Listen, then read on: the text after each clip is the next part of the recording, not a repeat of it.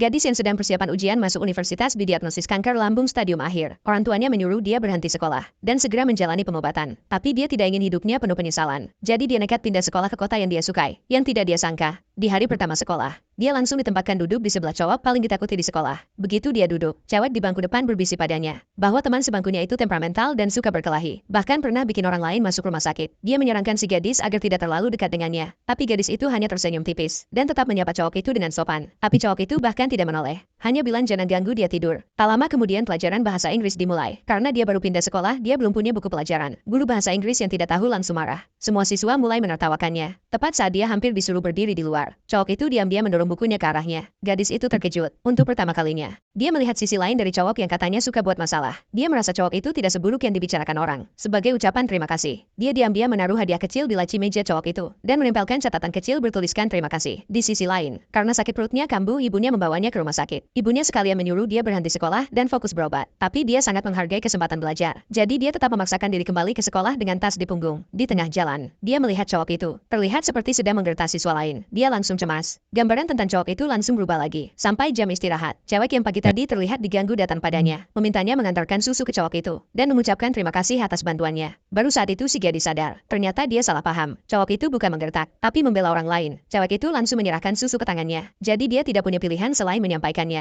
Tapi tidak lama kemudian, kabar itu sampai ke telinga pengagum si cowok. Cewek itu langsung datang menghampiri dan mengancam gadis itu di depan umum agar menjauh dari si cowok. Si gadis terkejut dengan ancaman tiba-tiba itu, tapi dia tetap menurut dan setuju. Yang tidak dia duga, cowok itu melihat semuanya. Setelah tahu pengagumnya mendatangi si gadis, dia takut gadis itu terluka dan langsung mendekatinya. Saat itu dia melihat memar di lengan si gadis dan salah sangka mengira itu ulah si cewek pengagum. Dia pun marah dan pergi ke kantin. Lalu di depan banyak orang, dia memperingatkan si cewek untuk menjauh dari gadis itu. Tanpa dia tahu, memar itu adalah luka yang si gadis buat sendiri untuk mengalihkan rasa sakit di perut. Malam itu, gadis itu mendapat pesan dari teman cowok itu, mengatakan bahwa cowok itu telah membelanya. Saat itu juga dia sadar, cowok yang selalu terlihat cuek, sebenarnya punya hati yang lembut. Tapi keesokan harinya, cewek pengagum itu datang lagi, mengatakan dia ingin mengirimkan sebotol air untuk si cowok, tapi tahu pasti akan ditolak, karena gadis itu adalah teman sebangkunya, dan katanya tidak tertarik pada si cowok. Maka dia minta tolong agar gadis itu menyampaikan. Botol itu langsung dimasukkan ke tangannya, jadi dia terpaksa menyampaikannya. Dia menyerahkan botol itu ke si cowok, tapi saat cowok itu tahu itu dari si pengagum, dia langsung menolak, dan bilang kalau dari gadis itu dia pasti akan terima. Sayangnya, cewek pengagum itu mendengar semuanya dari balik pojokan. Wajahnya langsung memerah karena marah. Dia pikir si gadis membohonginya dan pura-pura tidak suka. Karena marah,